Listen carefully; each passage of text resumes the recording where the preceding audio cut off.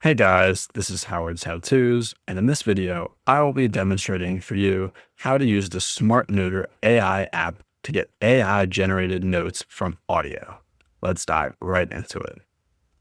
Our first step is to download the app from the App Store. So head on over to your phone's App Store and look up Smart Noter AI in your search bar. After that, you should find this app called Smart Noter AI Note Taker.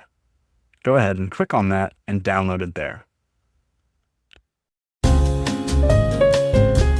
Once the app is finished downloading, we want to open it up. You may get a few pop-ups, just accept them to ensure there are no issues within the app. Then go ahead and make an account or log in.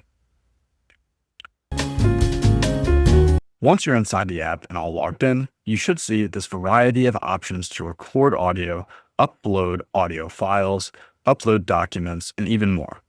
From here, choose the type of presentation or audio file you want notes for, upload it here, and let Smart Noter do the rest and give you easy to follow notes in just seconds. This has been Howard's How-Tos with another tutorial video. If you enjoyed and found it helpful, go ahead and click that like button. Subscribe for more tutorials and review videos just like this one.